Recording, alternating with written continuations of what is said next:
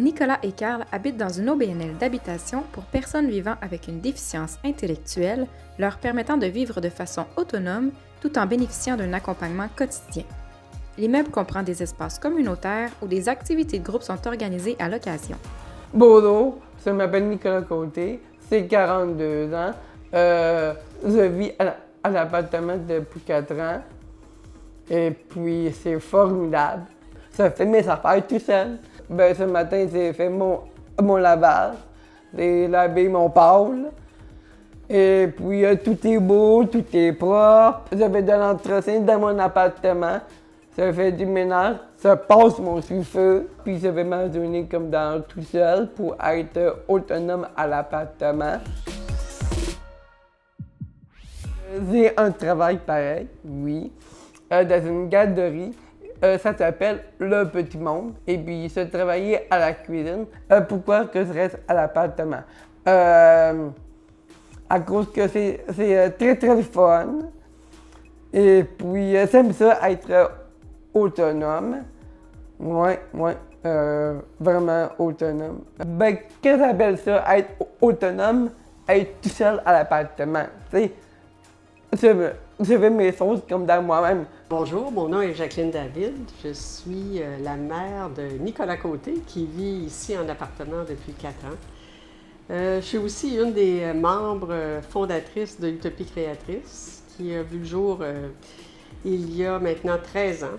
Alors, c'est parti d'un projet de parents qui voulions offrir un avenir à nos enfants, une vie en tant qu'adultes et surtout aussi décharger la fratrie de cette responsabilité là, totale là, au départ des parents.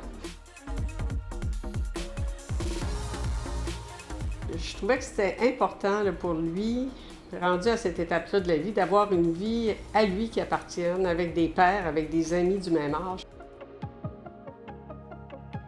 Alors, l'introduction dans l'appartement, grâce aussi à nos intervenants là, qui étaient présents, s'est fait de façon très, très bien de son côté. C'est sûr qu'il a fallu montrer un petit peu la routine, mais ça, c'était plutôt, les parents, les intervenants. Puis une fois que la routine a été établie, moi, il n'y a pas eu d'anxiété. Il avait plutôt hâte de faire toutes les activités avec les autres, puis il était vraiment occupé. Les fins de semaine, c'était du loisir, travaillait la semaine, ça fait que c'était vraiment intéressant pour eux, puis ça s'est jamais démenti depuis le début.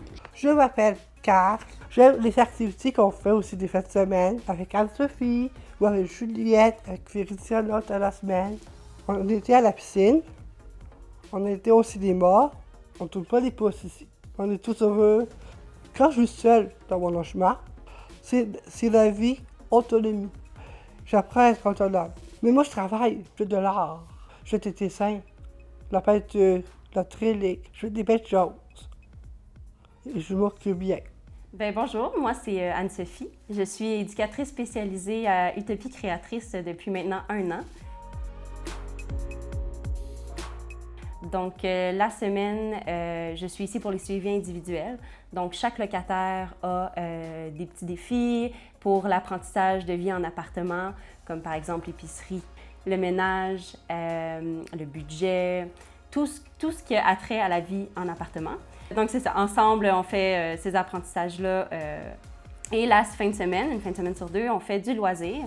Donc, c'est le moment où on crée des liens, on s'amuse, on a du fun. Nicolas, c'est quelqu'un de très rassembleur. C'est quelqu'un de vraiment enthousiaste, blagueur. Il aime ça, faire rire les gens. C'est quelqu'un qui va rassembler vraiment le groupe. Pour Carl, c'est quelqu'un de très calme, qui aime beaucoup en apprendre la plupart du temps sur l'art. C'est une de ses grandes passions.